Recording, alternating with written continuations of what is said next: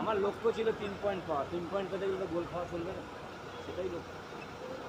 বাস্তবতায় 11 জন main footballer এবং মাত্র 4 জন সাবস্টিটিউট ফুটবলার নামানো সম্ভব হলো, সেটা কি মানে কী জন্য আর পুরো কোটা সম্ভব পূর্ণ করা গেল না? আমি যদি XYZ আরও 4টে প্লেয়ার রাখতাম তাহলে আমার জিমি ম্যাকলারেন, মনবিল, লিস্টন, ডিমি এদেরকে আমি রেজিস্ট্রেশন করাতে পারতাম না।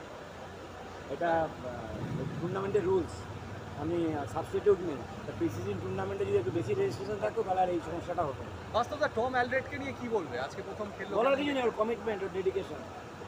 আমি এক্সপেক্ট করিনি ও পুরো ম্যাচটা খেলবে, বাট আমি বসাতে চেয়েছিলাম, ও বসতে চাইনি। বাস্তবতা সুমিত রাথির চোটটা কতটা? একটু মাথায় লেগেছে, ওকে ট্রিটমেন্টে নিয়ে যাচ্ছে। আচ্ছা বাস্তবতা কি ওকে পাওয়া যাবে কী করে বলি এখন? আর নেক্সট ম্যাচ আমার 7 তারিখ।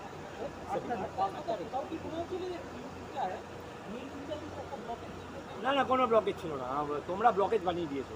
ব্লকেজ কিসের আছে? হার জিত খেলায় আছে, আজকে জিতেছে ঠিক আছে। This is your first match in London. What is your experience?